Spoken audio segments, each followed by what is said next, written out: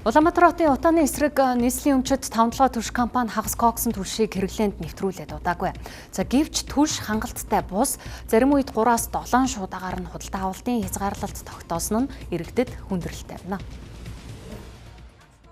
Нийслэлийн хэмжээнд 500 цэгт хагас коксын түлшийг борлуулж байгаа гэх мэдээллээ галлагааны улирал эхэлснээс хойш борлуулах цэгт түлш хангалттай байхгүй байна хэмээн иргэд бухимдаж байсан бол сүүлийн үед харьцангуй хангалт сайжирсан гэлээ.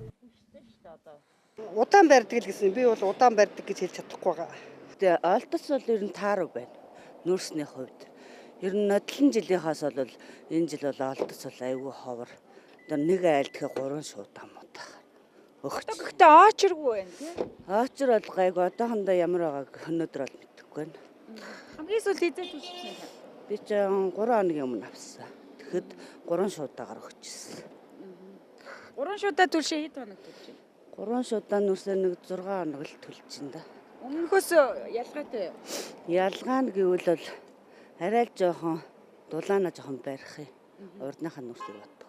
3-аас илүү өгөхгүй нэг 21 онцлог байлаа үстэй. Тэгээ одоо бол гайгүй лээ. Асхын хувьд бол удаан астдаг юм лээ. Аснасаа хойш бол барихын хувьд бол нөгөөх бол арай илүү барьдаг юм санагдсан. 100 энтраа шинжилээ юу танаа? Үгүй ээ. Хуучны нэг ханан бишин гайгүй л байна. Наалагдталгаа шиг бас ингээд нэг улайгаад бас яачих юм болов гэсэн зэрэгтэй гайгуулах шиг байна лээ. Одоо ингээд хэлчихэр хүмүүс нь юу гэж бодох юм байгаа. Уул нь бол нэг төглөө үтсэн зүгээр л байна. Өглөө би чинь 8 цагт хийгээ оройны 20 цагт хийхэд өглөө босох цогтойгоо байлаа шүү. Шинэ нь бол. Одоо түлшний хувьд л хангалттай бууж байгаа. Тэгээ одоо хамгийн гол нь одоо түлш иргэдээ өөрсдөө карт мартн итгэвчээгүй. Тэгээ 5 талгаар руу ярихаар нөгөө карт март нь юу яачихгүй уцаа авахгүй байна гэд жоохон хямрал өссөн. Тэгээ түлшээ авч чадахгүйсоо тэх байна. Зарим нэг улсууд нь өрөөсөө юу байхгүй. Одоо энэ харьяалгүй улсууд их байна. Нэг айл гэхдээ одоо нэг картаа түлшийг хувааж төлөх юм уу тийм айлууд зөндөө шүү дээ.